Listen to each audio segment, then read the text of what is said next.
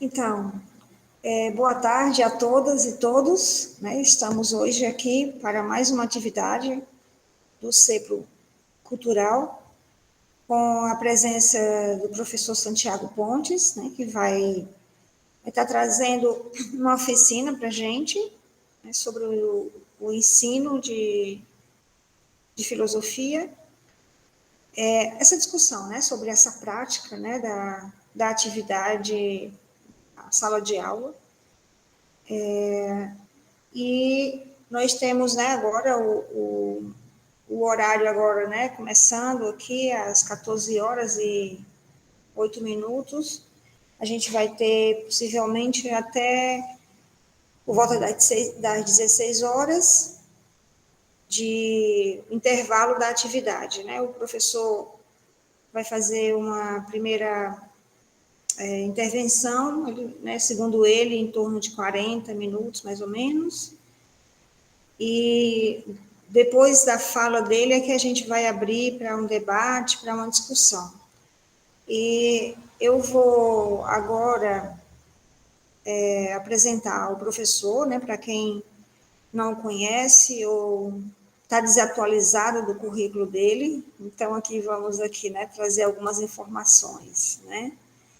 Então, Santiago Pontes Freire Figueiredo tem experiência na área de filosofia, com ênfase em ensino de filosofia, filosofia da educação, didática, produção de material didático em filosofia, ética, história da filosofia antiga, além da participação em palestras de cunho motivacional para estudantes de nível médio e superior.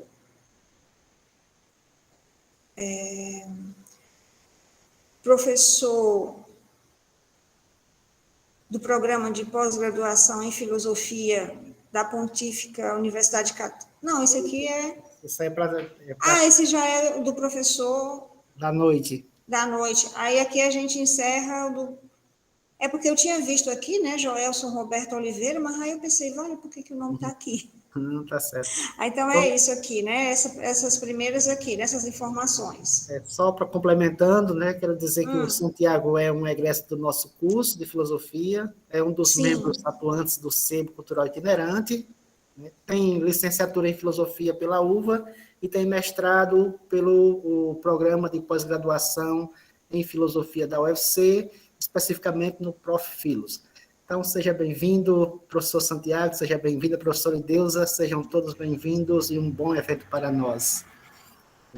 Ok, Santiago, então é com você. Estamos aqui já apostos, né, para ouvir para o que você, né, preparou para a gente para essa tarde no nosso evento. Ok, boa tarde, obrigado a todos e a todas, obrigado, professora, pela apresentação. Inicialmente, gostaria de agradecer, mais uma vez, pelo convite à equipe do CEPRO Cultural, sempre muito atuante. É muito importante esses eventos estarem acontecendo, né? E, no caso deste evento especificamente, é o segundo. Então, é assim, de uma gratidão grandiosa, incrível. Só tenho a agradecer realmente pelo convite constante e também pela lembrança, né? Nesse ano, nós estivemos muito ativos dentro desta temática do ensino de filosofia, também da produção de material didático.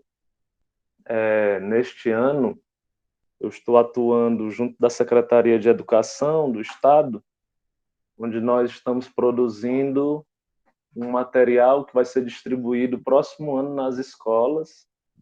Eles estão chamando de Guia do Estudante. E aí, eu vou apresentar aqui para vocês hoje algumas das minhas vivências, algumas das minhas práticas enquanto professor de filosofia na educação básica e de como nós podemos trabalhar a filosofia no ensino médio, né? A partir dessas vivências, de fatos que eu elaborei, que eu participei, né? Então, não vamos falar aqui muito de teoria, né, mas vamos falar basicamente de prática. O que é ser professor de filosofia? Como é que se dá essa escolha?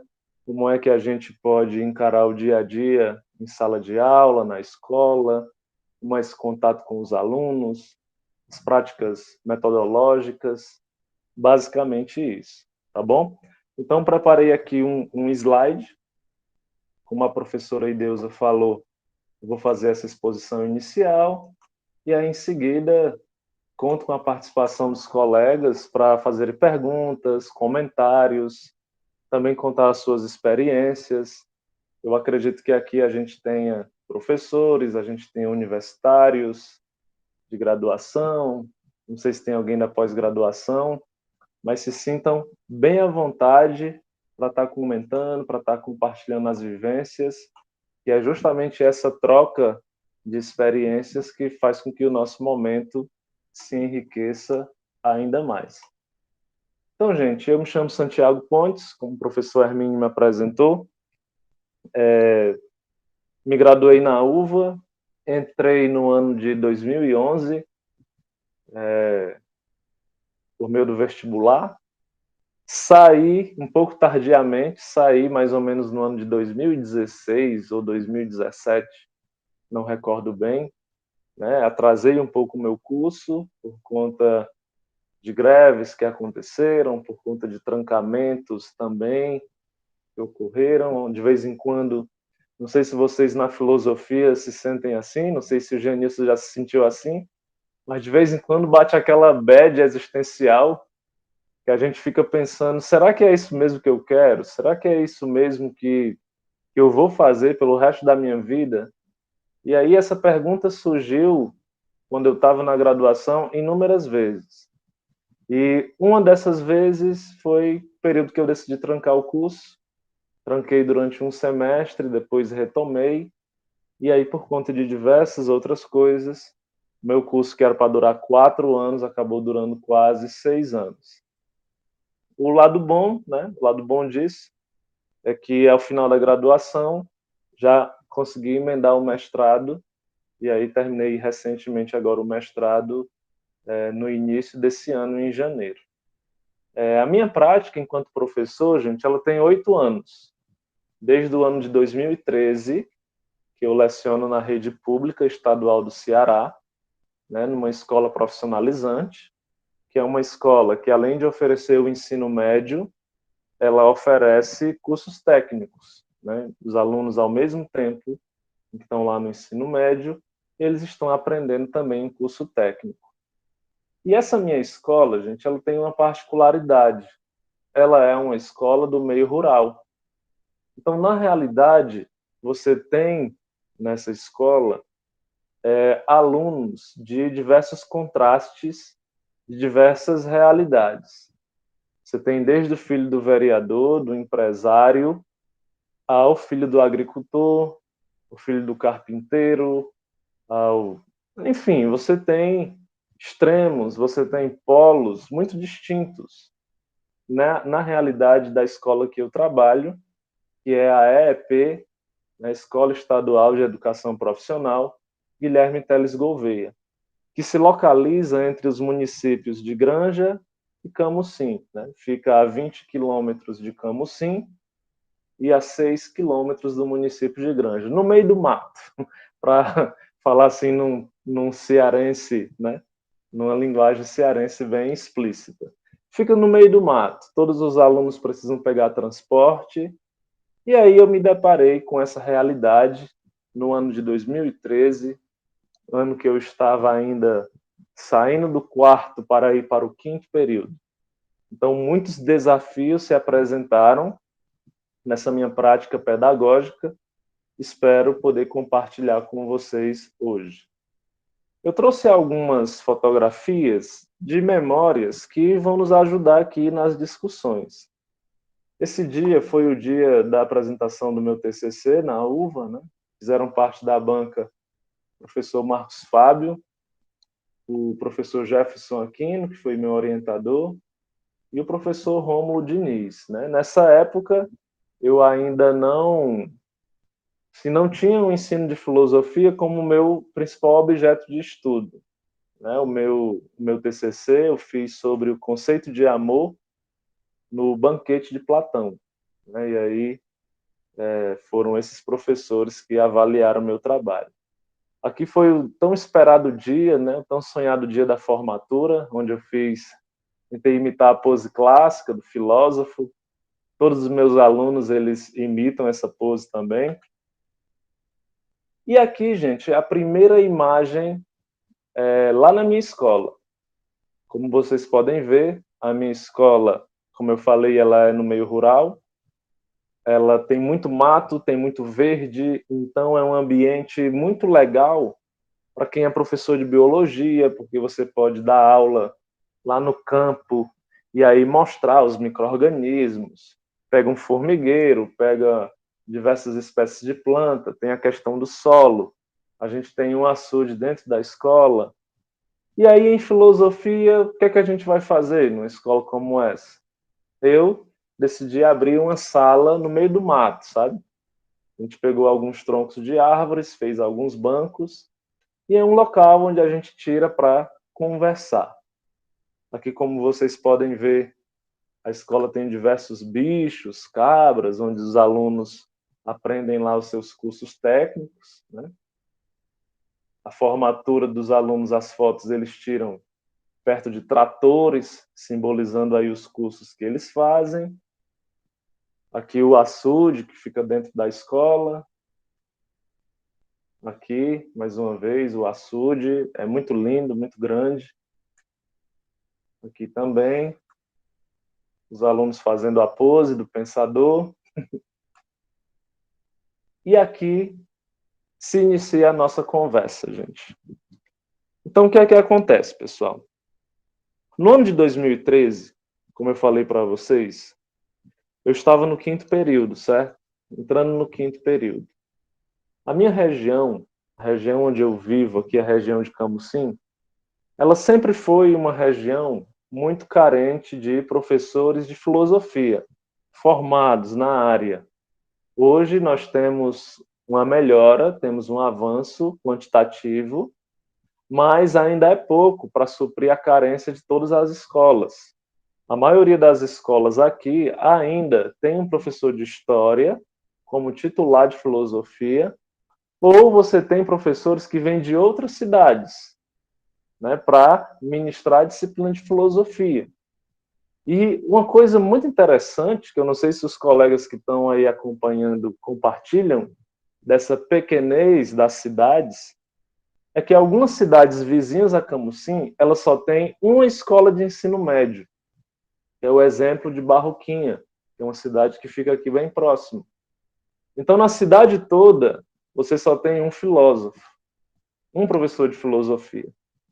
Talvez alguma outra pessoa que tenha um entendimento de filosofia seja o padre nas aulas que ele fez do seminário, talvez o pastor de alguma igreja evangélica que fez teologia, viu alguma disciplina de filosofia. Mas em cidades como essa você tem apenas um filósofo, um professor de filosofia, uma professora de filosofia. Então, como dialogar, como pensar a filosofia em ambientes como esses?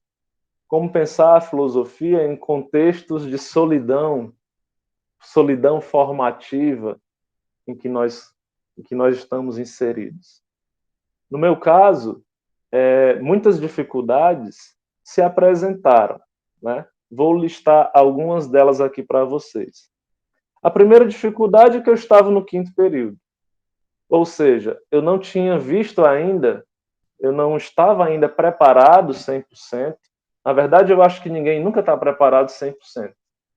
Mas eu ainda estava na metade do curso. Então, eu não tinha ainda aprendido tudo aquilo que eu necessitava para repassar para os meus alunos. Tinha conteúdos que eu nunca tinha visto na faculdade, e que eu precisava repassar para eles no ensino médio porque estava lá na grade curricular. Então, eu fiquei um pouco assustado. Primeiro, tinha que estudar para poder ministrar essas aulas para esses alunos.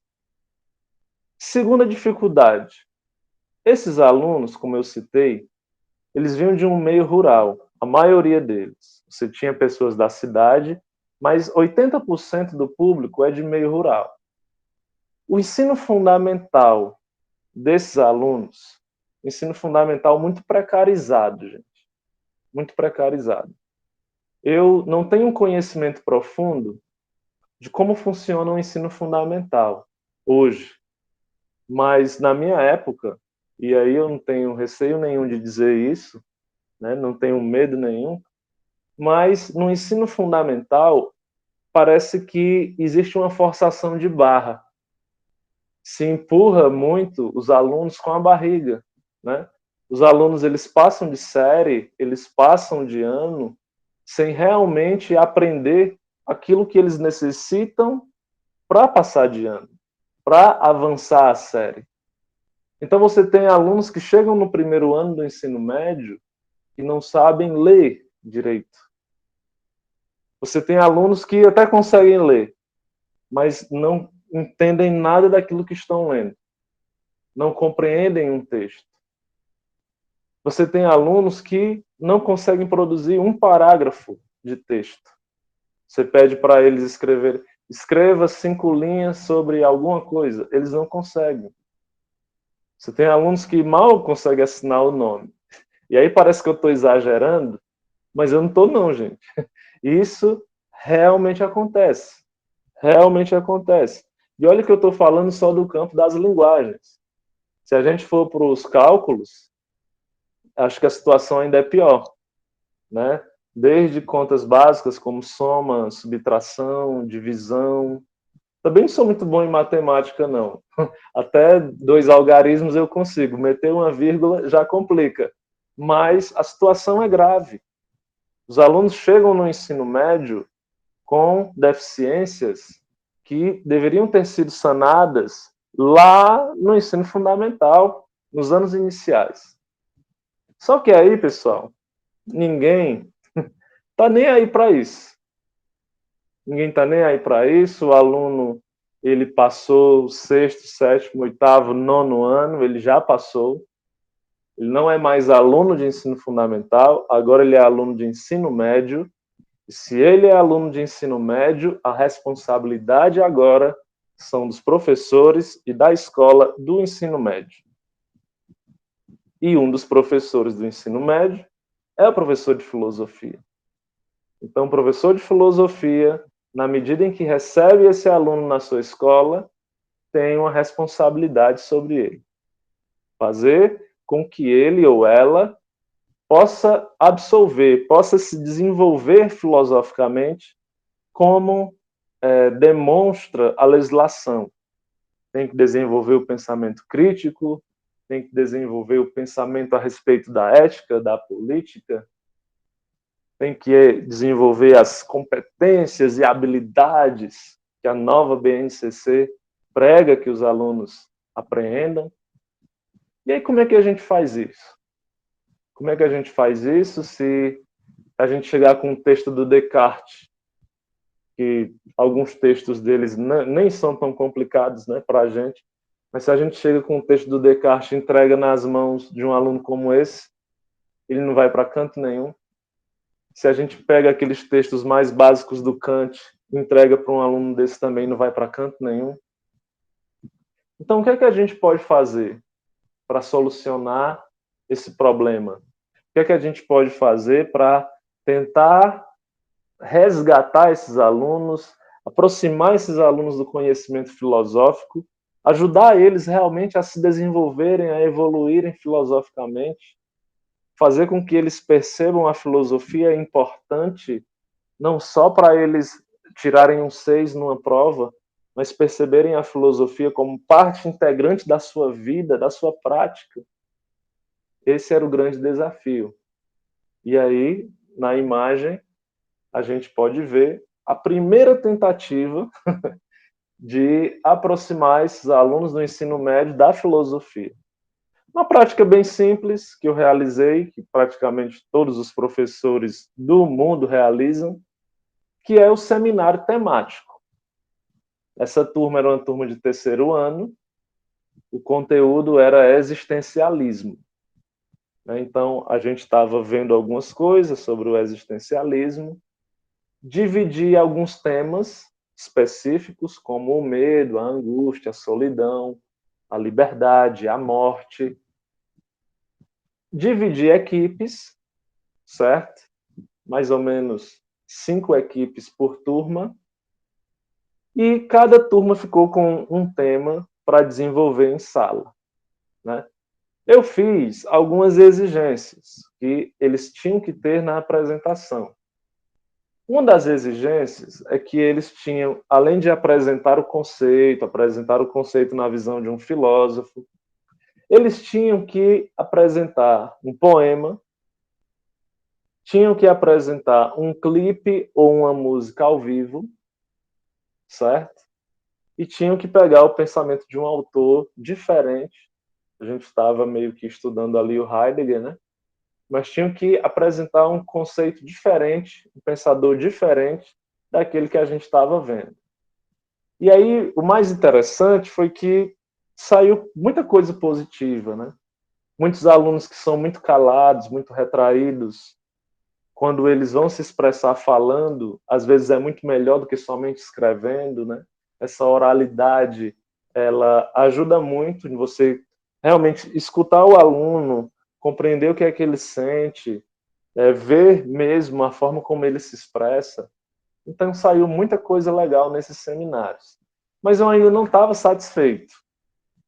Porque, apesar de você ter alguns alunos que se soltam, você ainda tem aqueles que ficam lá trancados, que somente leem.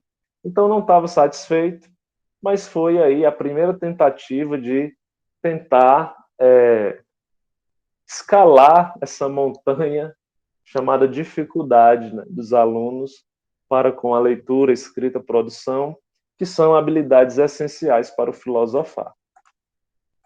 Aí, gente, o que aconteceu? Eu comecei a fazer algumas pesquisas na internet, né?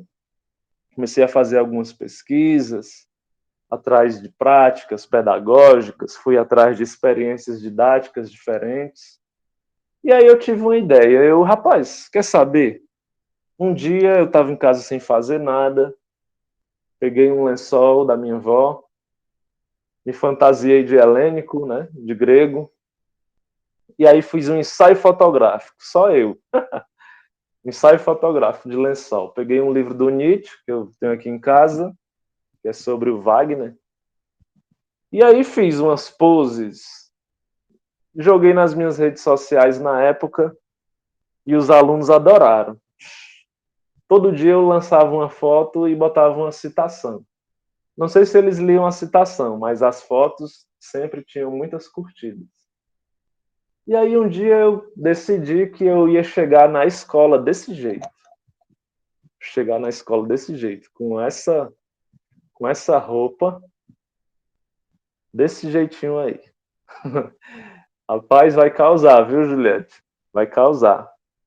E aí eu peguei o mesmo lençol, me enrolei, fiz lá um esquema para não cair. Fui com um calçãozinho por baixo, viu, gente? Porque os alunos são salientes. E aí fui para a sala. Chegando na sala, de aula, os alunos pareciam que tinham visto assim um fantasma, sabe? Eles olharam e disseram: "Valha, o professor está vestido desse jeito, que coisa estranha". E eu juro para vocês que a minha aula foi uma aula, não sei se é o termo mais correto, mas foi uma aula tradicional. Eu cheguei, peguei o pincel, escrevi alguns conceitos no quadro, conversei com os alunos. A única coisa diferente que tinha era a roupa. Mas isso já serviu, e muito, para chamar a atenção dos estudantes de uma forma que eles estavam hipnotizados. Estavam hipnotizados, porque aquilo nunca tinha acontecido na vida escolar deles. O professor nunca tinha se fantasiado do assunto que ele estava dando. Então eu pensei, olha, Os alunos gostam disso. Vou fazer mais, vou repetir mais. Aí eu tive que encomendar umas roupas, porque não dá também para eu chegar, só dá para ir com esse lençol quando é Grécia Antiga, né? Quando vai para um negócio mais moderno, contemporâneo, não dá. Tem que mandar fazer umas roupas. Mas toda vez que era de antiga, também não ia toda a aula para não ficar manjado, né? Mas sempre que possível, eu ia com essa roupa de grego. O legal, gente, foi que na minha escola, esse comportamento ele começou a se contagiar. Não sei se vocês percebem, mas em todo canto que você for, você vai ter ali aquele grupo do povo que é chato, chato pra caramba, que não topa nada, que quer que as coisas sejam sempre do jeito que são. E você tem aquele grupo que é mais aberto, que topa coisas diferentes. Na escola, isso tem demais. Inclusive, esse primeiro grupo adora criticar esse segundo. Mas, enfim. Então, eu fazia parte desse segundo grupo, de pessoas que estavam tentando fazer coisas novas, tentando atrair a atenção dos alunos. E esse comportamento chegou a contagiar outras pessoas da escola. Chegou a contagiar outros professores. Aqui, para vocês terem uma ideia, a professora de português lá da escola, que foi contagiada pela minha loucura, digamos assim. E nesse dia aqui que a gente está fantasiado, eu estou fantasiado aqui meio de Santo Agostinho, misturado com Descartes, misturado com Mano Brown, não sei. Mas nesse dia aqui, a gente apresentou um aulão interdisciplinar, onde eu entrava com um conteúdo filosófico e a professora falava sobre a estrutura da redação. Então foi algo muito interessante que a gente fez, onde os alunos eles conseguem juntar, relacionar os conteúdos. Aqui, gente, foi uma outra aula que eu dei, interdisciplinar, dessa vez com um professor de história. Detalhe, esse professor de história aqui, ele tinha um pezinho lá naquele primeiro grupo, dos professores chatos, que né, são, enfim. Só que a minha exigência foi, professor, eu posso até dar o aulão com você, mas eu só tenho uma exigência. Você vai ter que vestir o lençol. O lençol já é uma marca registrada minha. Hoje mesmo, como o Genilson falou aí, eu fui com um lençol também, dar um aulão para o terceiro ano, mas foi um lençol colorido. Aí eu coloquei outros apetrechos. Vocês podem ver lá no meu Instagram. Mas esse professor topou. Eu nem pensei que ele ia topar. E para os alunos, para mim, isso já é uma coisa quase que comum. Eles já esperam isso de mim. Alguns alunos do nono ano, quando vão lá para a escola, parece que os que estão saindo, eles fofocam, né? O professor Santiago, ele se veste desse jeito. E aí eles já esperam me encontrar lá, vestido de lençol. Mas o professor de história aqui, não. Então, para eles, foi também algo, assim, chocante. Poxa, professor Adriano, que é esse professor aqui, vestido de lençol, a gente nunca esperava. E foi algo realmente surpreendente. Aqui, gente, lá na salinha da uva, onde, não sei se foi a primeira vez, mas foi uma das primeiras vezes em que eu apresentei alguma metodologia, basicamente a metodologia das paródias, para o pessoal do Sebo Cultural.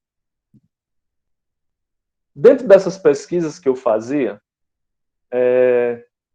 eu encontrei no YouTube, gente, um canal chamado Projeto Dom Quixote.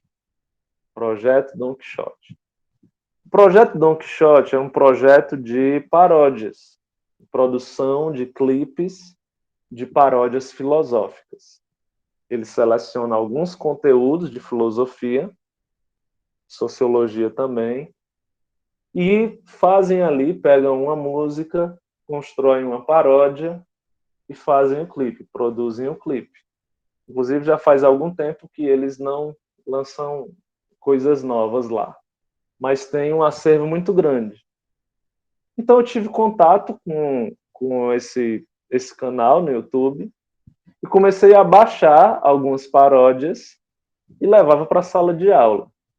Levava o data show, a caixa de som, imprimia um papelzinho para cada aluno, distribuía, e a gente cantava as paródias, no momento de revisão. Só que tinha um problema.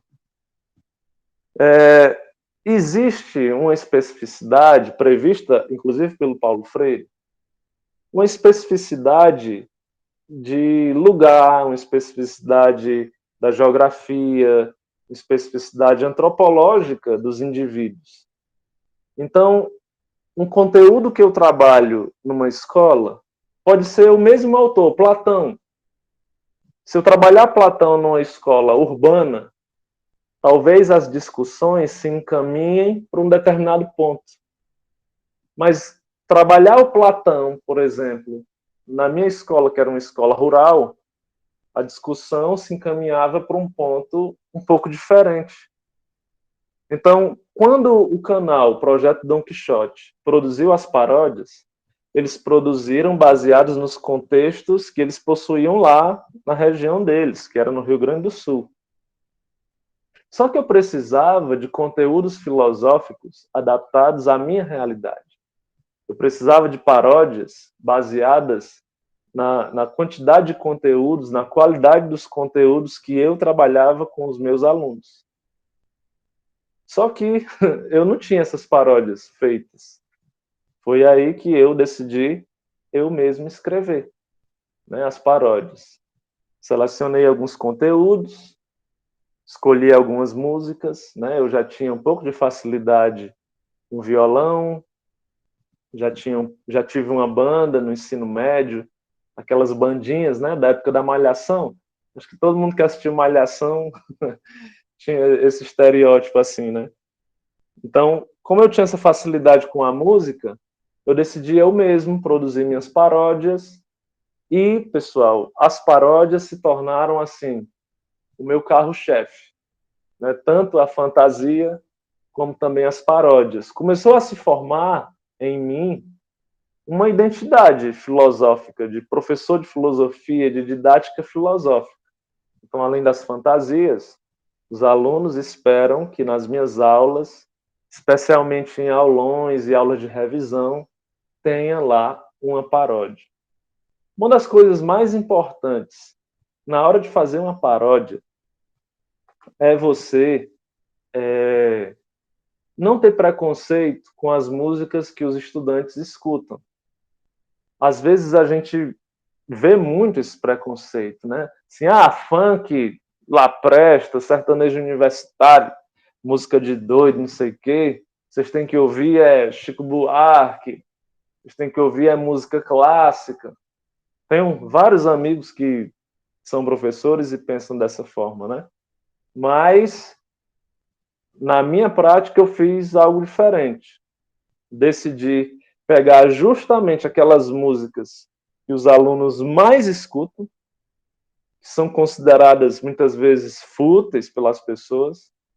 Peguei essas músicas, fiz ali um arranjo, coloquei os conceitos filosóficos, porque dessa forma os alunos conseguiriam aprender de uma maneira mais rápida, mais objetiva, e resultou aí mais ou menos umas 7 paródias.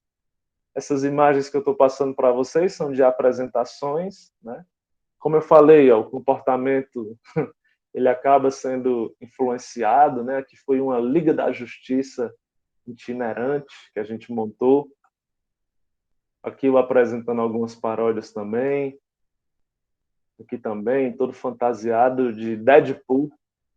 Não sei se dá para perceber. E aqui vou cantar uma paródia para vocês, vou apresentar, para que vocês vejam como é que se dá essa construção e também como é que a gente consegue encaixar os conceitos dentro dessa dinâmica, tá bom? Essa paródia foi escrita dentro da música Céu Azul, da banda Charlie Brown Jr., tá? Vamos lá.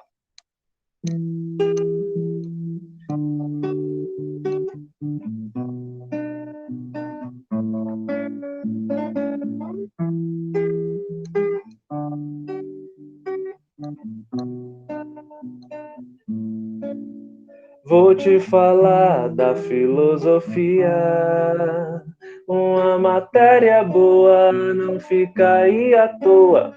Vou começar pela mitologia. Utilizava os mitos para explicar a vida.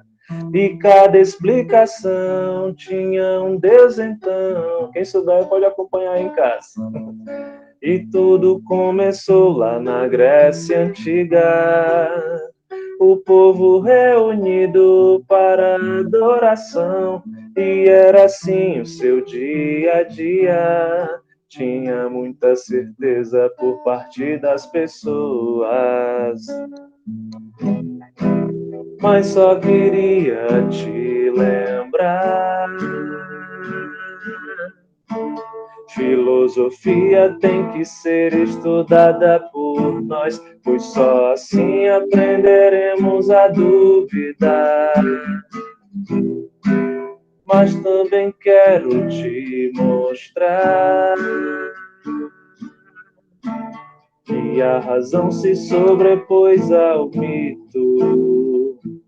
E a partir de hoje o povo vai pensar e viver e cantar, filosofando, não importa o dia, vamos viver, estudar, aprofundando na filosofia, vamos viver e cantar, filosofando, não importa o dia, vamos viver, estudar, aprofundando na filosofia. De novo, vou te falar da filosofia.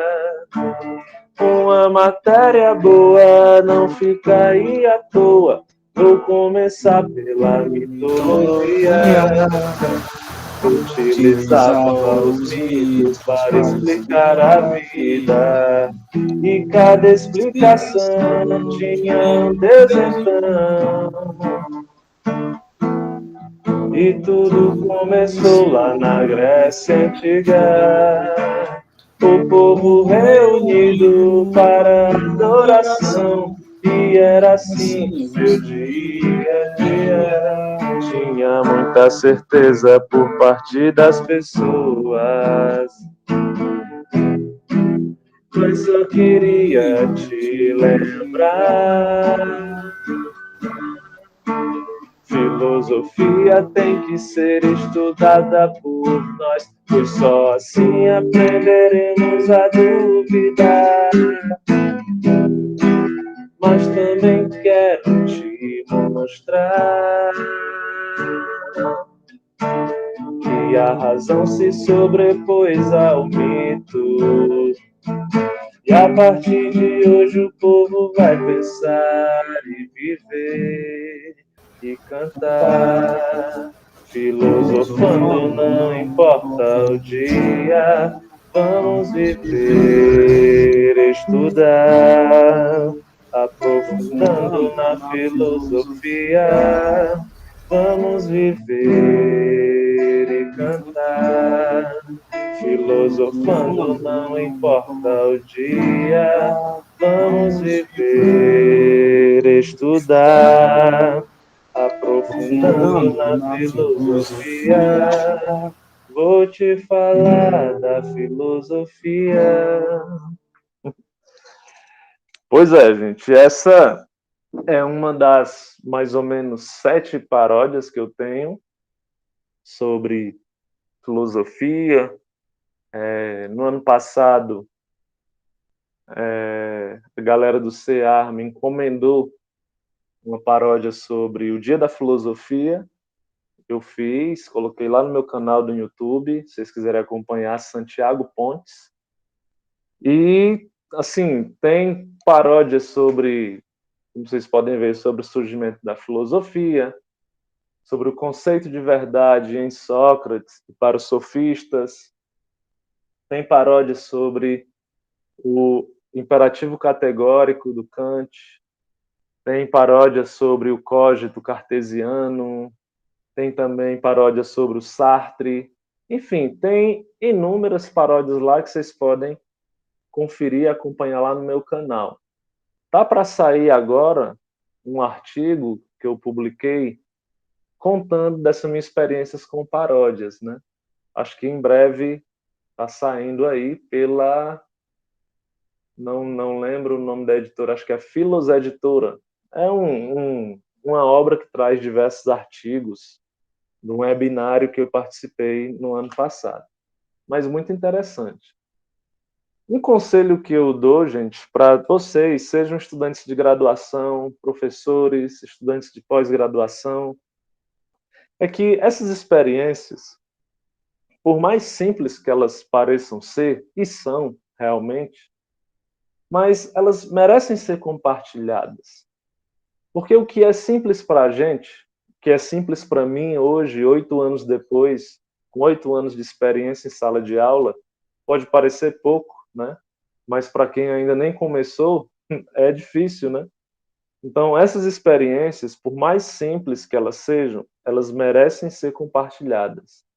Elas precisam ser compartilhadas. Eu só comecei a ter essa mentalidade quando eu entrei no mestrado profissional, né? Que os professores incentivavam muito a gente escrever as nossas práticas.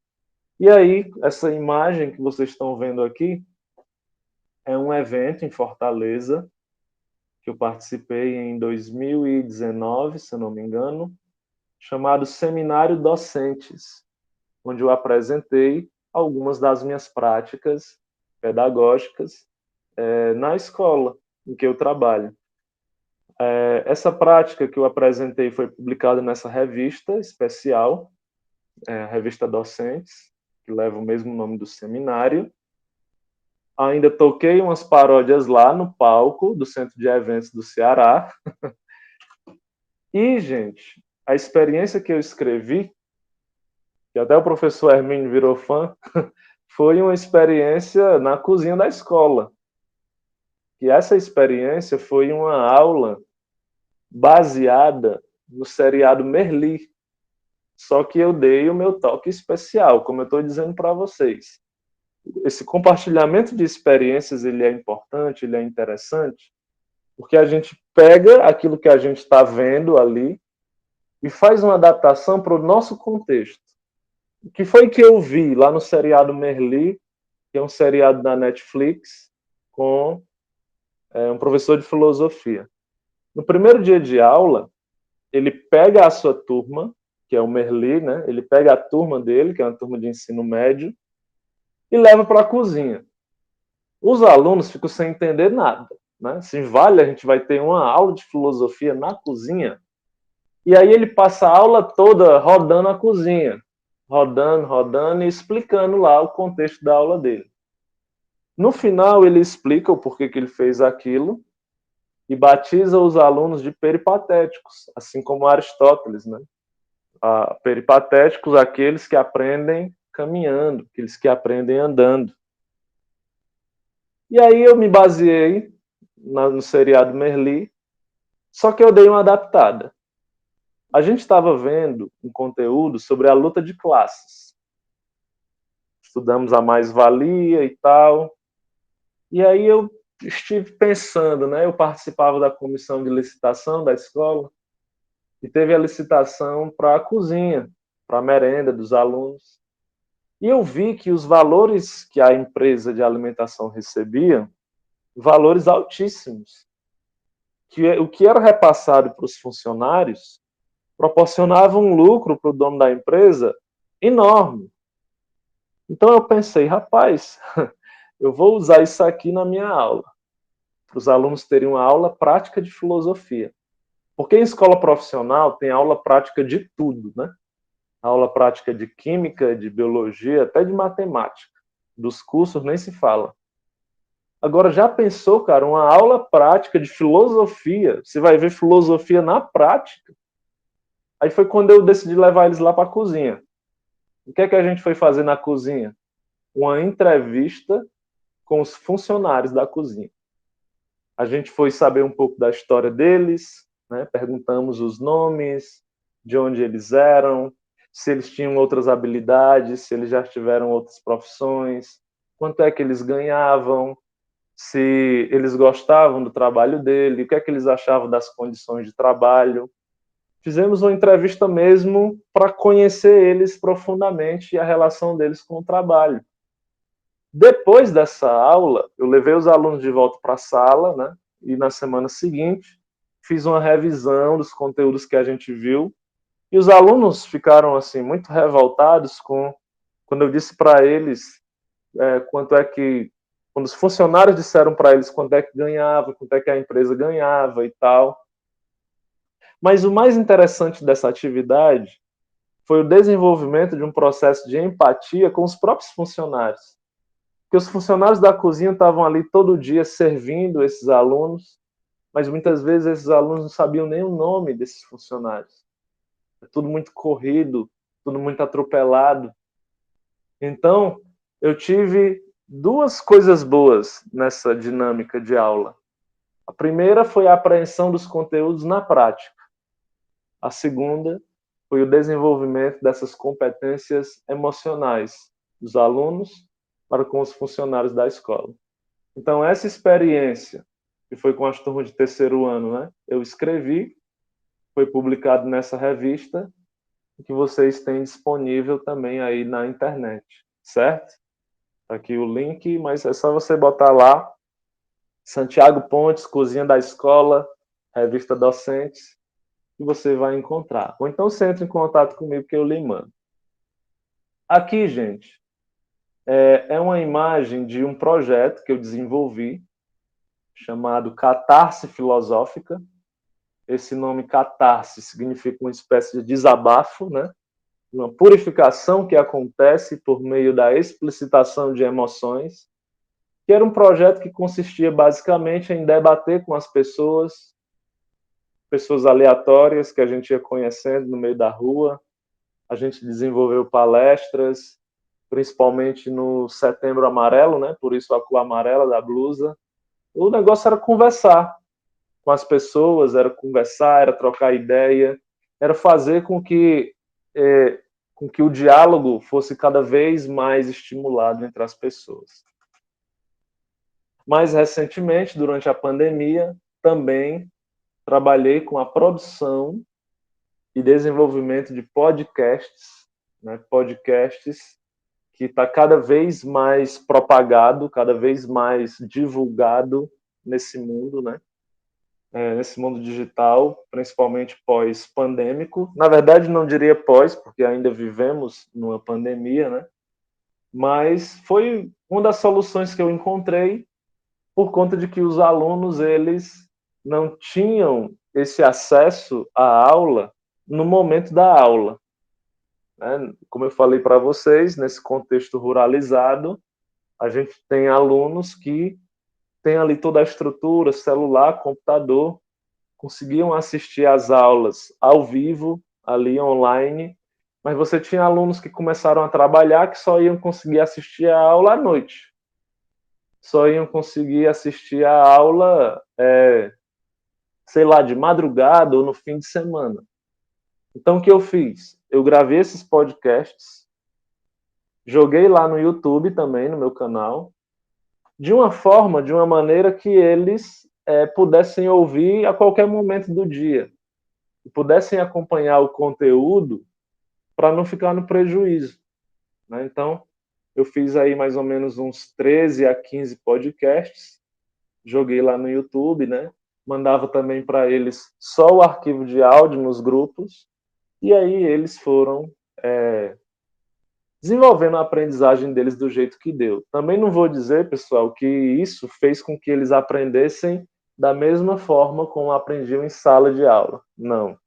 Mas teve o objetivo de minimizar os prejuízos trazidos pelas desigualdades que foram acentuadas na pandemia, né? Depois, gente, que a gente foi se acostumando um pouco mais, né? E algumas ferramentas foram sendo dominadas por nós, eu comecei a não mais gravar podcasts e aí decidi gravar videoaulas. Né? Gravei aí mais de um ano de videoaulas. No meu canal vocês encontram umas 30 videoaulas, 40 videoaulas ou mais. Ainda não parei para contar.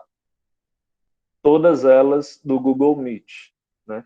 Então vocês vão encontrar lá também muitas videoaulas.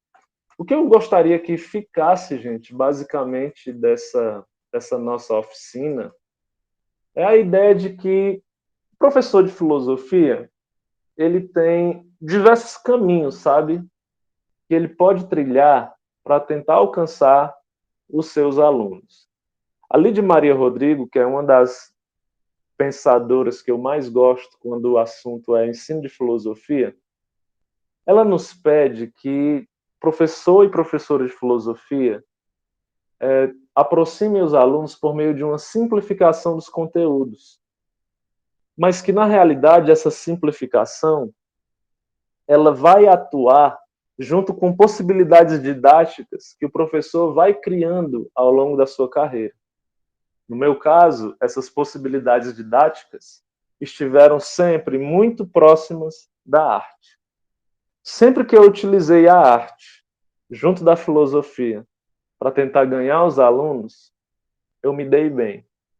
E aí, quando eu falo de arte, eu falo não só da música, mas do figurino, eu falo de repente, uma peça de teatro, de repente, você levar uma música mesmo, e se você não sabe tocar violão, de você pedir um aluno para tocar a sua paródia, sabe? Mas de tentar desenvolver a filosofia realmente como uma disciplina diferente. O Adorno, ele é um filósofo, né, um pensador, que toca muito nessa parte da sensibilidade. A educação, ela não pode ser unilateral no sentido de ensinar somente uma técnica para o aluno, de ensinar somente fórmulas e maneiras de resolver determinadas questões.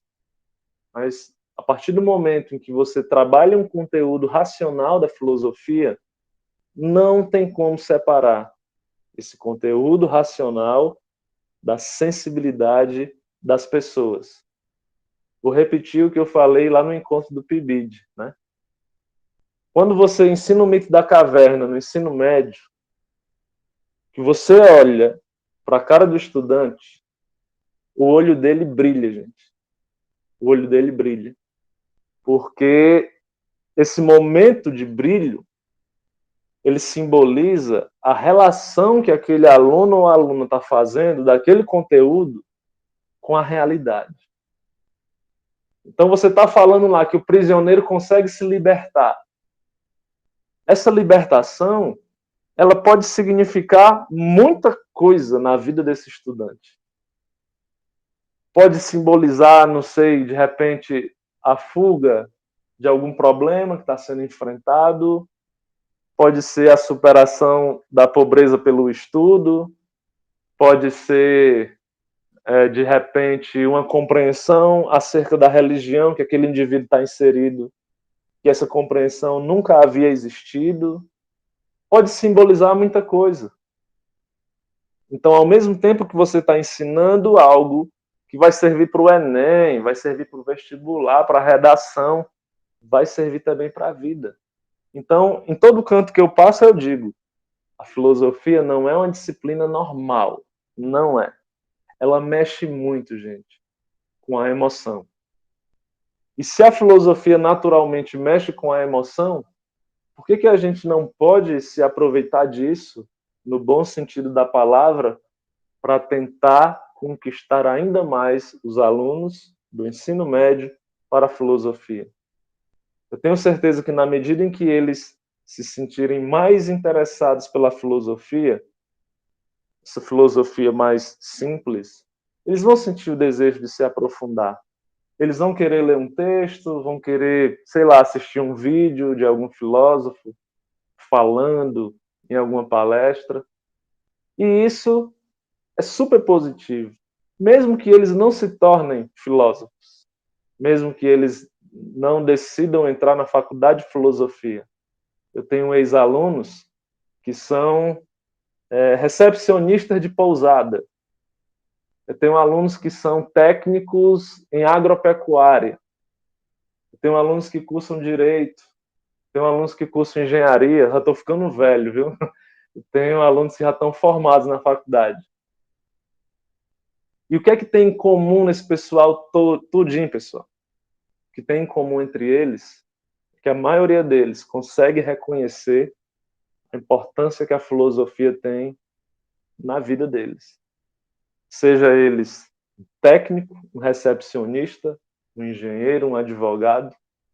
E isso, eu acredito que é o maior, assim, maior alegria de ser professor, está aí, no reconhecimento da sua disciplina enquanto algo que pode contribuir, não só para passar numa prova, mas pode contribuir também na vida. Tá certo? Então eu encerro aqui essa minha exposição inicial. Tô doido, tô curioso para ouvir as perguntas e os comentários também, sugestões de vocês, tá certo? Estou aqui à disposição e muito obrigado por terem me aguentado essa quase 1 hora de fala, tá certo? Então, passo aí a bola para vocês.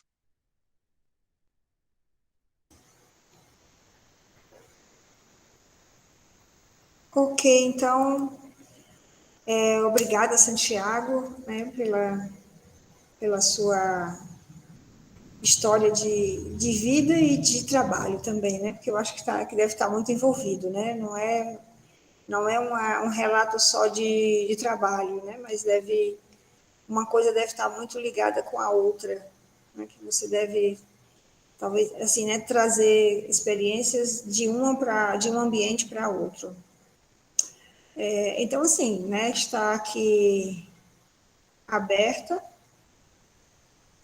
O Kaique levantou a mão, né? Então, Kaique, vamos aqui para a primeira. Oi, Santiago, tudo bem? Boa tarde, pessoal. Então, gostei demais assim da sua fala. Eu realizei um projeto de pesquisa também sobre ensino de filosofia no ensino médio, e uma das coisas que a gente mais discutiu e mais percebeu é como o professor ele precisa de entender os alunos que estão ali, né? Ele precisa de entender para quem ele está dando aula. Se ele tentar procurar um modelo e tentar replicar esse modelo, ele vai acabar se frustrando. Mas a minha dúvida a respeito da sua experiência pessoal é a respeito do comportamento dos alunos, né? Porque você disse que eles tinham muitas dificuldades técnicas de escrita, de compreensão, né? Aqui em BH, que é onde eu moro, tem esses problemas, claro, como todo ensino público, mas o problema maior costuma ser de comportamento, né? De alunos que são violentos, de alunos que não querem prestar atenção, de alunos que viram carteira, sabe? Então, mesmo que a gente tentasse fazer algo mais lúdico, e quando os professores tentam ser criativos, eles acabam sendo traumatizados, né? Por causa de interrupções, por causa de ameaças, desse tipo de coisa. E aí eu queria saber como é que era o comportamento dos alunos, se houve uma melhora, como é que você fez para que eles prestassem essa atenção inicial, porque você falou que eles ficaram maravilhados com a fantasia e tal, mas acredito que você já foi desenvolvendo uma relação com eles ali, né? Para ter confiança, segurança, enfim. Queria que você falasse um pouquinho sobre isso. Já posso responder, professora? Pode sim. Sim, né? Pronto. Kaique, né? Kaique. Isso, isso. Isso, Kaique. Prazer, Kaique, falar contigo, cara. De tão longe, essa troca eu acho muito, muito interessante. Realmente, Kaique, são dois contextos muito diferentes. Provavelmente os alunos que você tem contato, né? Eles são mais urbanizados, né? Estão presentes num contexto mais de urbanização do que os meus, né? Eu não gosto muito de usar esse termo, mas aqui no Ceará a gente é normal. Meus alunos, eles são do meio do mato, sabe? Então, para eles, qualquer coisa de diferente você traz é uma novidade muito grande. São alunos que nunca foram num teatro, dificilmente, grande maioria nunca foi. São alunos que nunca frequentaram um cinema, por exemplo. São alunos assim bem excluídos dessa democratização cultural. Então, eu não tenho problemas de indisciplina na escola, raramente isso acontece.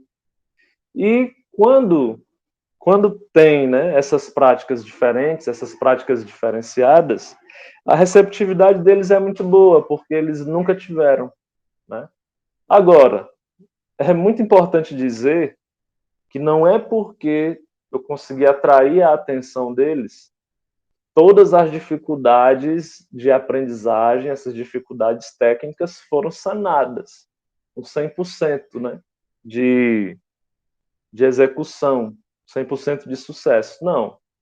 Tem alunos que terminaram o terceiro ano ainda com muita dificuldade, sabe? De leitura, de escrita.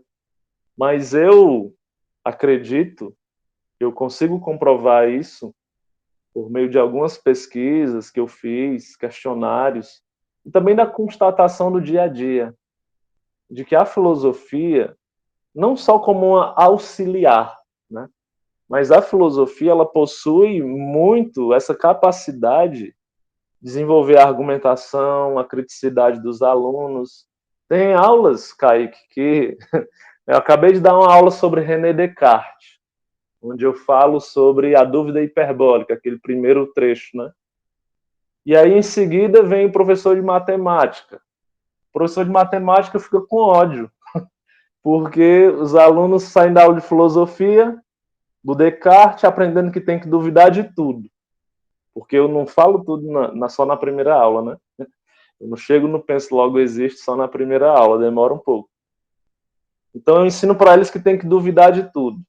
Aí vem o professor de matemática ensinar que 2 mais 2 é 4.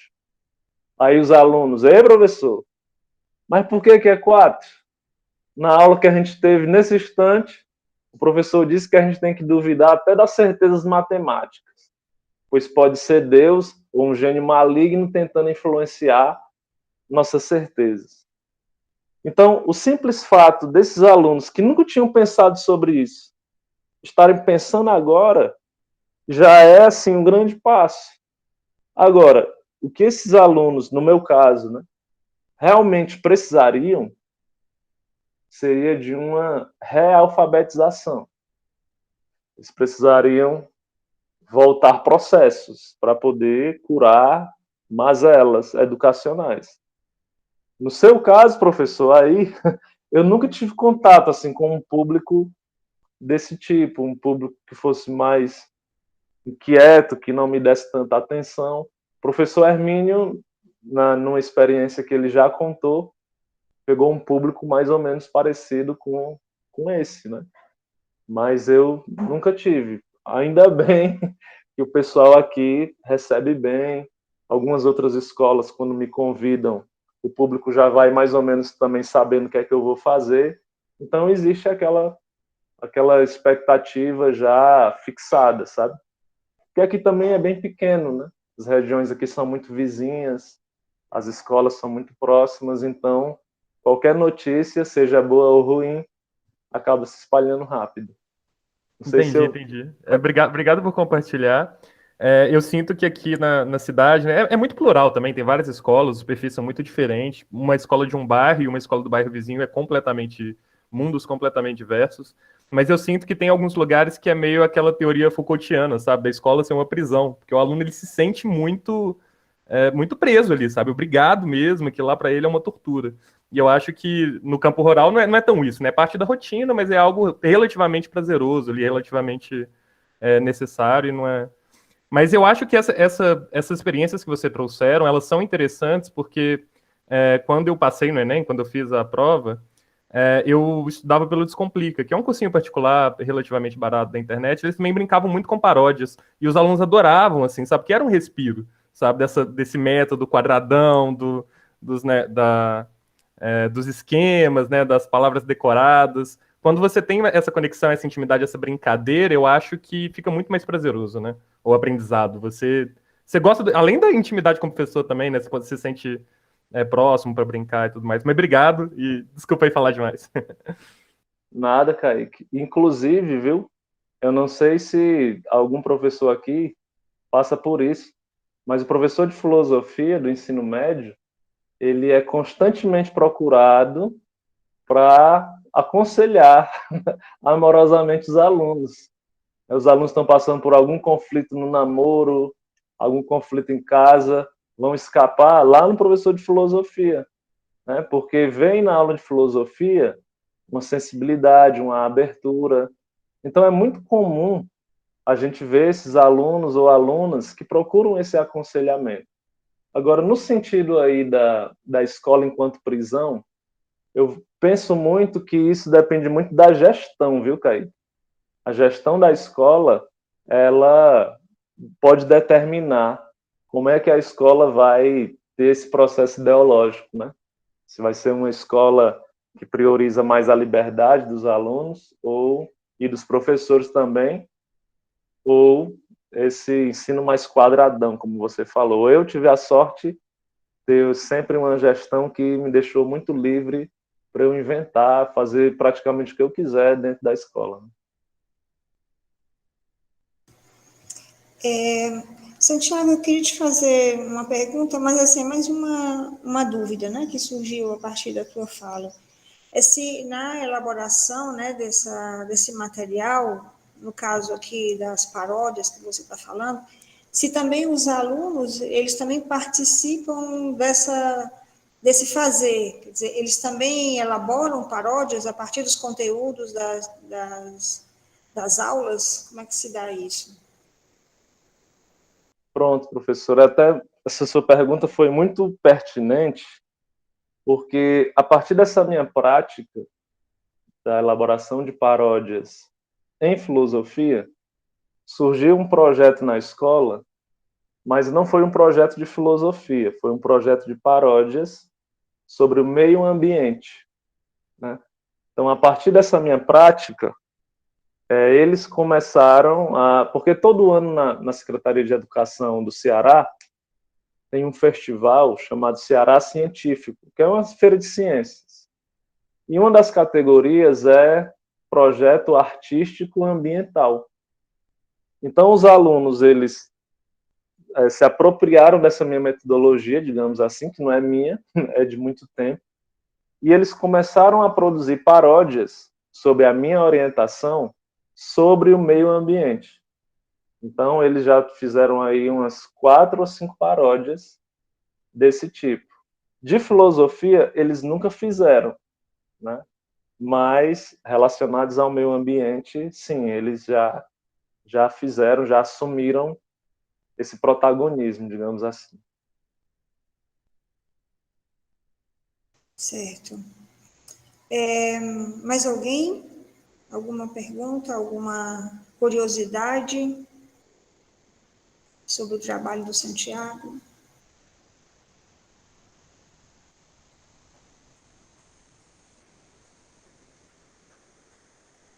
O Gustavo, pode aí abrir o microfone, Gustavo.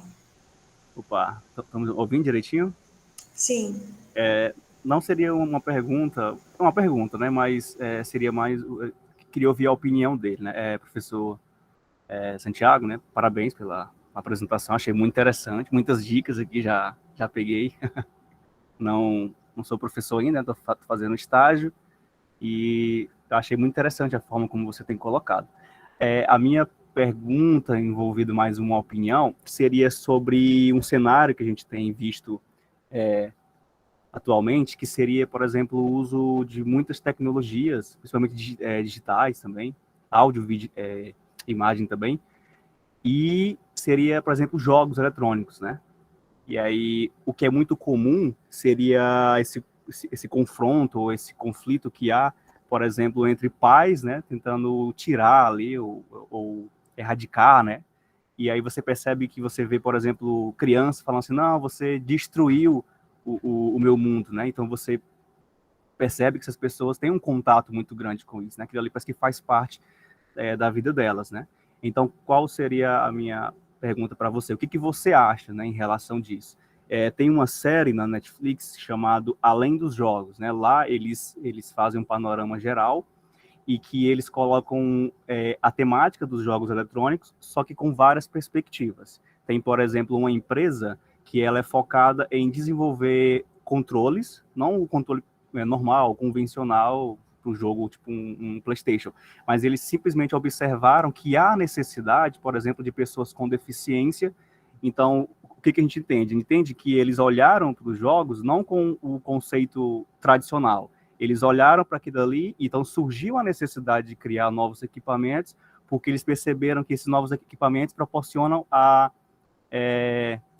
vai integrar, né, essas pessoas. E aí eles mostram lá os relatos, pessoas que mudaram completamente, mudaram a autoestima dessas pessoas.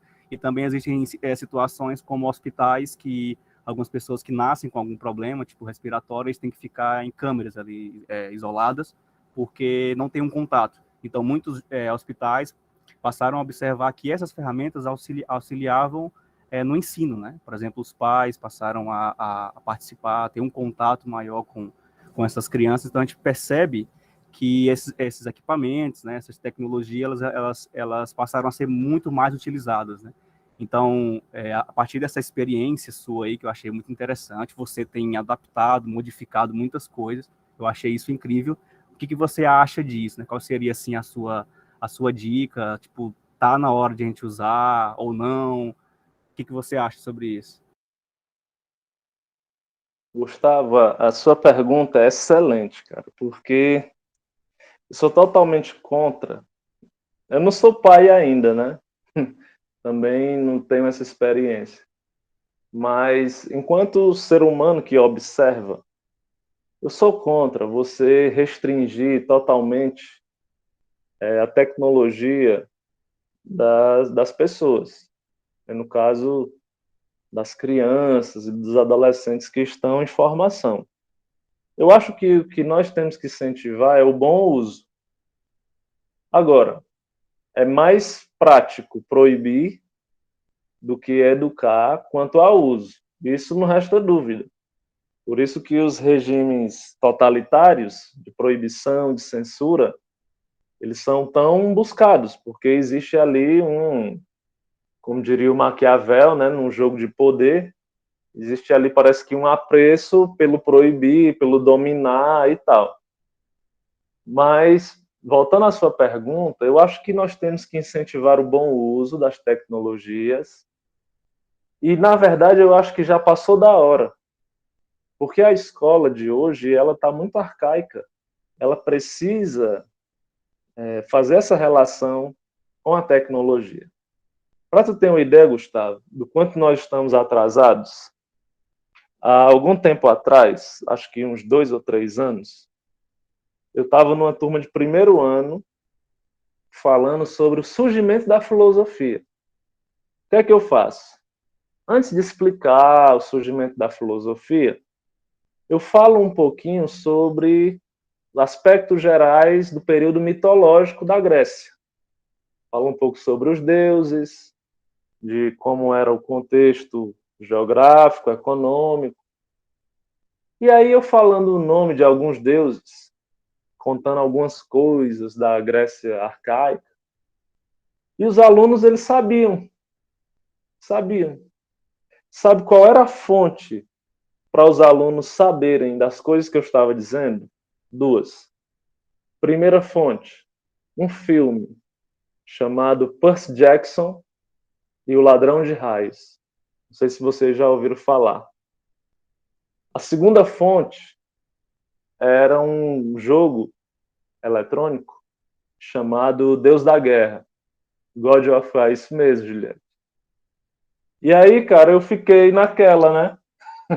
Porque eu não jogo videogame.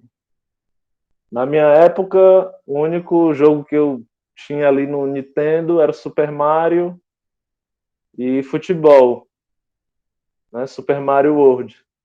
Mas aí eles chegaram com isso. Ah, professor, isso aí tem lá no jogo Deus da Guerra. Aí eu, é mesmo? Aí eu comecei a instigar. E o que é que tem mais lá? Aí eles foram me explicar o jogo. Que é um guerreiro que tem que passar de fase e tal. E aí eu, tá vendo, cara? Eles conseguem aprender mitologia grega, mitologia nórdica, através dos games.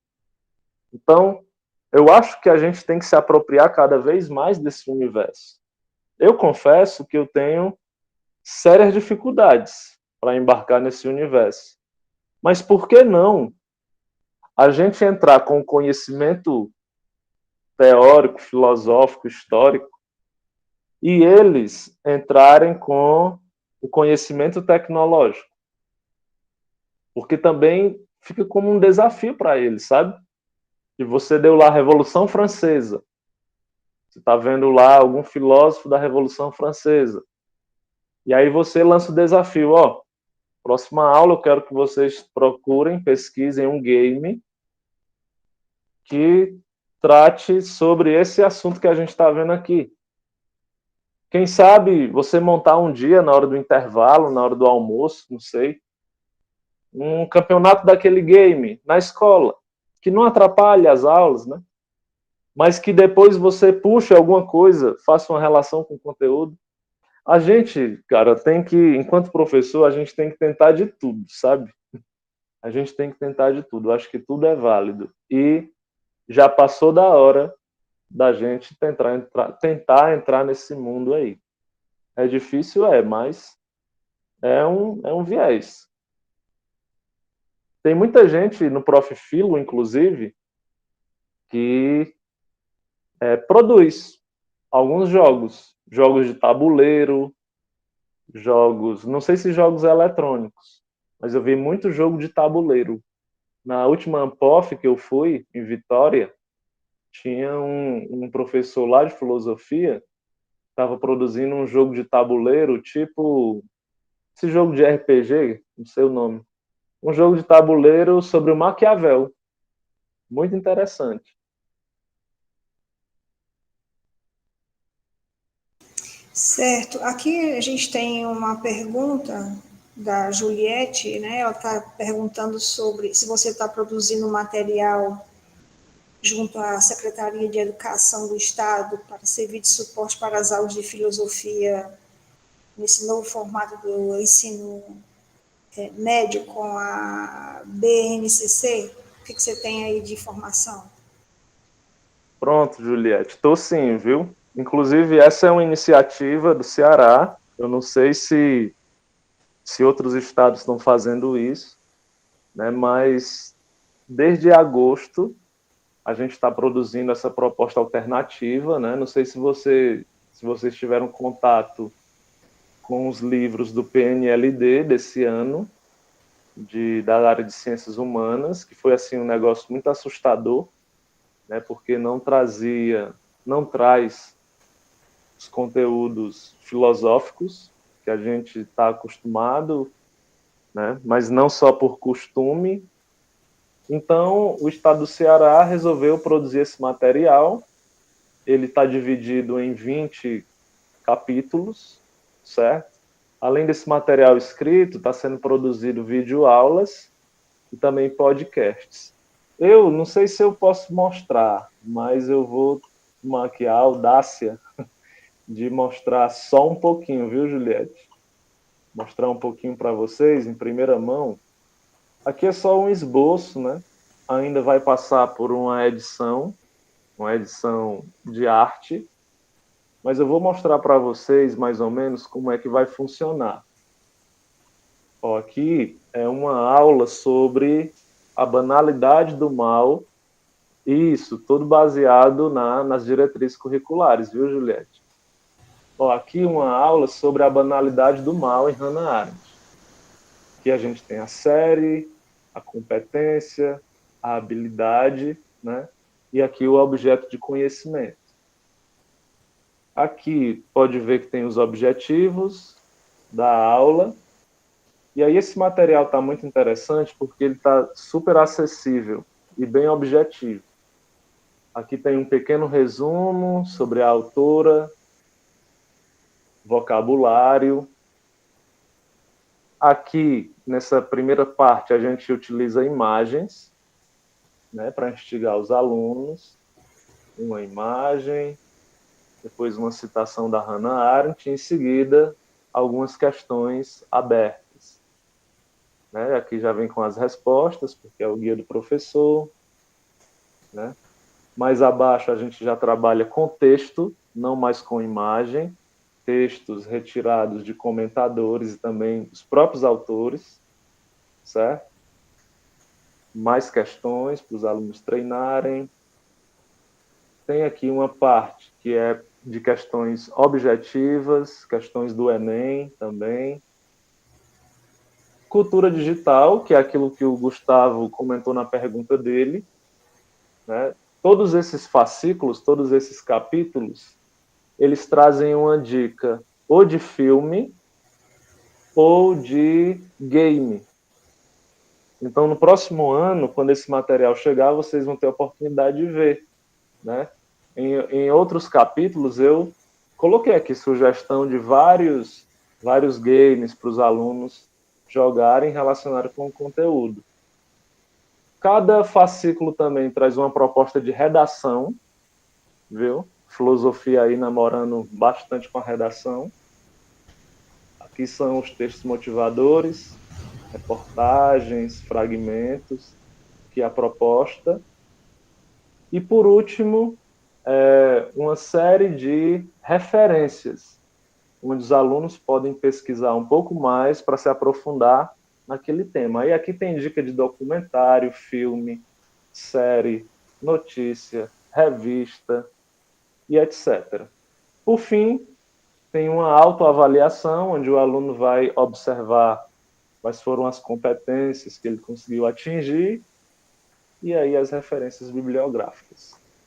Então, não sei nem se eu podia estar mostrando isso, mas em primeira mão eu estou mostrando aí para vocês, viu? Para que a gente tenha uma esperança, né, de que o estado do Ceará vai ser um ponto de resistência, né, esse novo ensino médio e também esse novo material fechado. O grande objetivo é que os professores, na medida em que entrem em contato com esse material, possam sugerir, né, sugerir alterações, dicas, sugestões, para que a gente melhore ainda mais.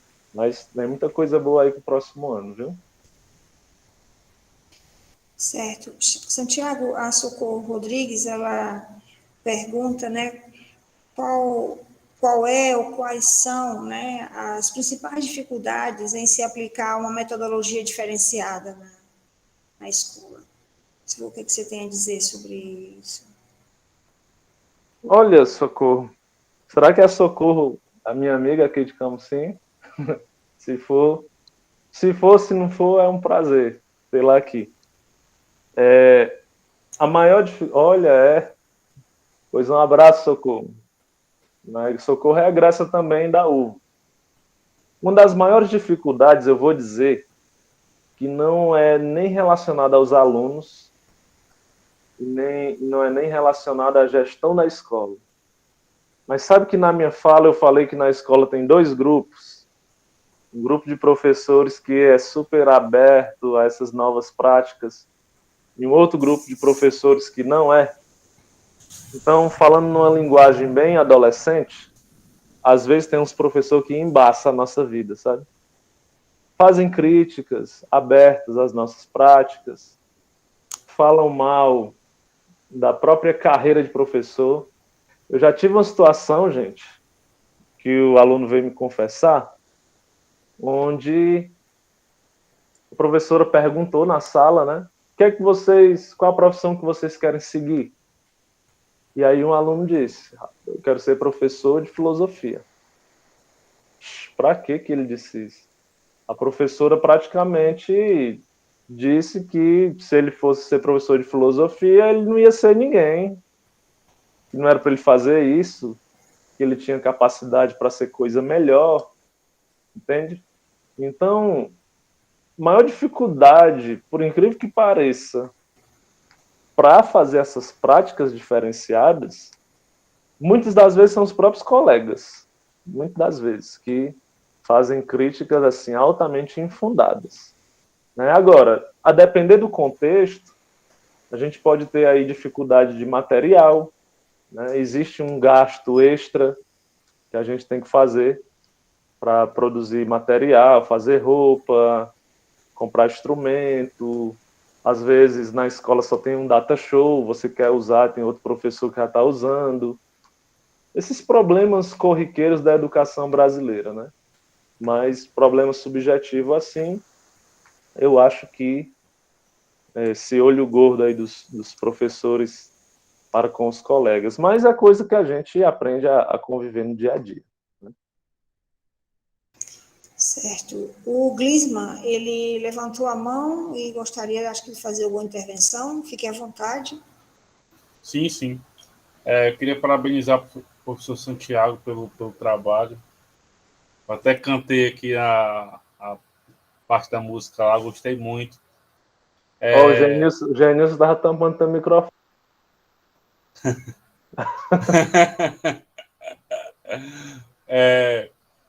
E assim, eu gostei muito da tua fala quando tu falou que às vezes uma coisa que você faz, ela pode ser para você, pode ser uma pequena coisa, né? Mas para os alunos importa demais, né? Uma coisa assim que para eles é muito importante, né? O diferente chama muita atenção para eles, né? Às vezes uma pequena coisa que você faz assim, para eles já é assim, uma coisa bem legal, bem diferente. E tu falou dos jogos aí, né? Tinha um jogo que tinha na internet que era de filósofos, que era Philosophy Fighters. Era luta de filósofos, sabe? Aí você tinha o Nietzsche, você tinha o Platão. Aí o Nietzsche, por exemplo, tinha um golpe que o Nietzsche era Deus está morto. Aí tinha um golpe do Platão que era o mundo das ideias e tudo. E depois eu vou ver se eu consigo encontrar aqui. Mas se você quiser, eu posso mandar aqui também no chat. Mas seria de uma forma assim, didática bem interessante para eles também, né? Mas é sempre bom você mesclar aí, esse contexto que os alunos têm, né? De, de mídias digitais assim, com conhecimento também filosófico, né? Que bem difícil você conseguir reunir tanto o mundo digital quanto um conteúdo assim às vezes tão distante deles como é a filosofia, né? Por questões de acesso a materiais também, né? Mas muito obrigado pela oportunidade de poder participar aí. Eu gostei muito do seu trabalho. Parabéns. Viu? Ô, Clisman, obrigado, cara. Realmente, coisas muito simples são capazes de conquistar os alunos. Sabe o que foi que eu fiz uma vez? A aula era sobre empirismo. Então, eu fiz 2 bolos com a ajuda da minha avó, né? Minha avó sempre está no lençol, toda vez que eu preciso, eu pego e roubo da minha avó, e quando eu tenho que fazer bolo, eu peço a ajuda da minha avó. Foi o que eu fiz. Eu fiz 2 bolos. Um bolo, eu coloquei dentro dele, assim, na parte de dentro, uma cobertura, um recheio de doce de goiaba. Ficou muito bom. E o outro bolo, só que ele não tinha, assim, cobertura, era só o recheio, que era de doce de goiaba. O outro bolo eu fiz com muita pimenta e sal. Muita pimenta e sal. E eu peguei aquela cobertura de leite condensado, misturei muita pimenta também, passei a cobertura no bolo, levei os 2 bolos para a sala. É conteúdo empirismo. Aí eu perguntei para os alunos, né? Pessoal, qual dos 2 bolos vocês acham que é o melhor? Aí eles apontaram para o que tinha cobertura. Aí eu chamei 3 alunos voluntários, apareceu bem uns 20, né? Chamei 3 alunos voluntários. Primeiro eles comeram um pedaço do bolo que estava bom, de doce de goiaba. Quando eles botaram o bolo apimentado na boca, saíram correndo, não pediram nem permissão. Saíram correndo, foram no bebedouro lavar a boca. E aí eu iniciei a aula. Eles voltaram, né, com a boca ardendo. Tá vendo, pessoal? De acordo com o racionalismo, a gente consegue saber de algo somente através do pensamento, da teoria. Mas, para o empirismo, só depois da experiência. Então, vocês erraram quando julgaram algo somente por meio desse olhar, sem ter experimentado antes, sem ter tido a experiência, sem ter vivenciado, sem ter sentido o sabor. Então, eu iniciei a aula a partir daí. Eu nem sei de onde foi que eu tirei isso. Deu uma doida e eu inventei. Mas é isso, coisas simples, são capazes de convencer os alunos. Tem uma prática que a professora da minha escola faz de inglês, que é o torta na cara. É uma das coisas mais antigas que eu já vi na minha vida. Você seleciona umas perguntas, faz ali um chantilly ou alguma papa com maisena, alguma coisa, e aí bota os alunos para responder. Quem errar, taca a torta na cara do outro. Eles estudam, brincam e ainda aprendem, cara. Então, é assim, tem muita coisa que a gente pode fazer. Só não faz quem não quer, quem tem preguiça. Porque dá trabalho também, viu, Clisma? Dá trabalho. Você organizar uma aula diferente dá trabalho. Você trabalha um pouco mais, você tem um esforço um pouco maior.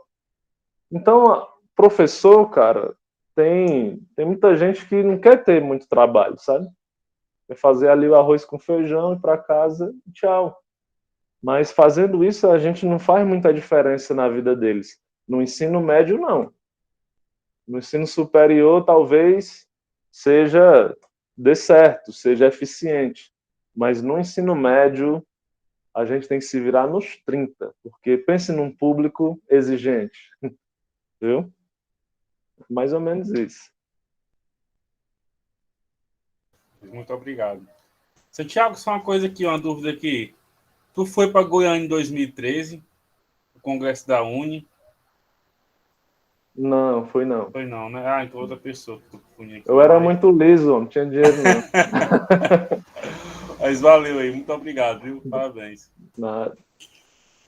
Certo. Então, assim, nós não temos mais perguntas no chat. Eu não sei se mais alguém gostaria de se manifestar, né, aqui, dos que estão presentes. E aí, né, se não tiver, professor Hermínio, Genilson, né, como a gente faz, agradecer ao professor, né, pela disponibilidade, as pessoas que estão aqui, né, para ouvir o professor Santiago nessa atividade do SEBO, mais uma atividade. E a Hermínio, você quer complementar alguma coisa? Não, eu quero agradecer ao Santiago pelas contribuições, né, para as nossas reflexões, e aqui não só para as reflexões, mas são indicações, né, que a gente pode avaliar se são possíveis serem trabalhadas no contexto em que nós estamos inseridos. Eu quero agradecer também porque essas experiências nos traz luzes para poder a gente pensar a formação na universidade, né?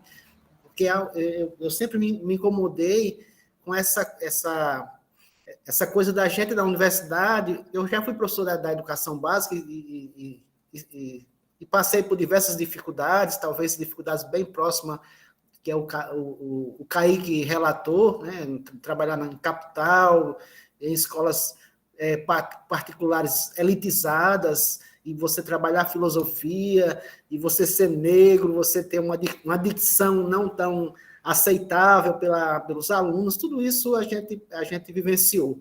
Quando a gente chega na universidade, parece-me que a gente vai trabalhar simplesmente dizendo como é que o aluno deve se comportar em sala de aula, como se já tivesse lá uma turma esperando por ele, né? Como se é só você chegar lá e fazer a transposição didática.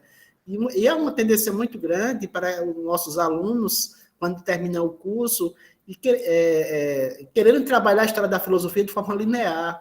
E a gente sempre vem discutindo isto, né, em vários eventos que a gente já realizou, em várias rodas de conversa, inclusive com o próprio Santiago, a gente vem conversando sobre esse distanciamento entre a instituição de ensino superior e o que se faz nas escolas. Hoje nós já temos os estágios supervisionados, nós temos os programas de PIBID, de residência pedagógica, já deu uma amenizada.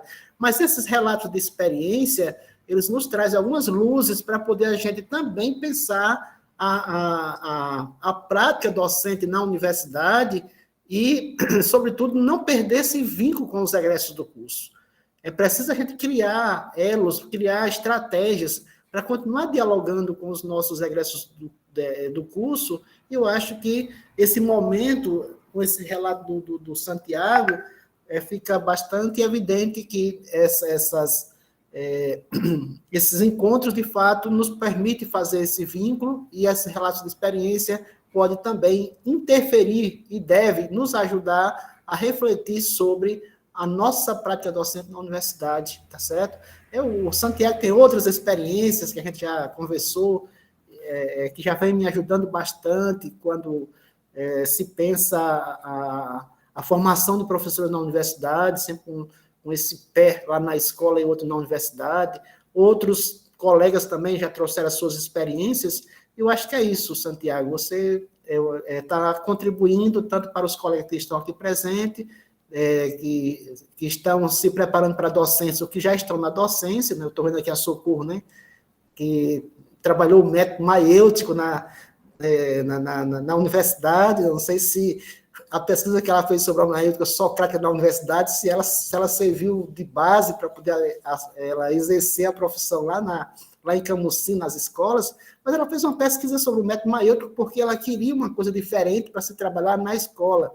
Mas uma coisa é quando a gente faz a pesquisa, que é importante fazer a pesquisa. O Santiago fez pesquisa, sobretudo no mestrado dele, né? Trabalhou Adorno, trabalhou várias questões teóricas, mas é importante que a gente também tente visualizar como é que esse referencial teórico me ajuda a pensar a docência, e observa que os relatos do Santiago, ele traz muito essa dimensão de trabalhar a sensibilidade, né?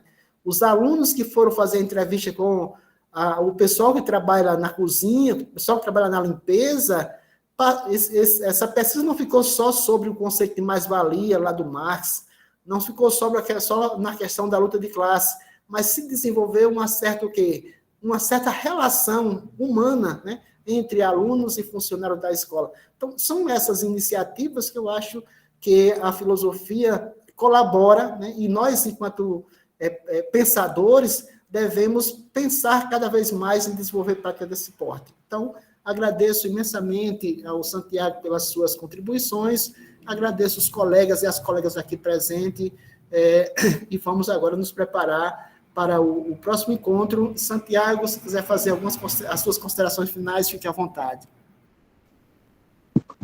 Gostaria de agradecer mais uma vez a todo mundo que ficou até o final.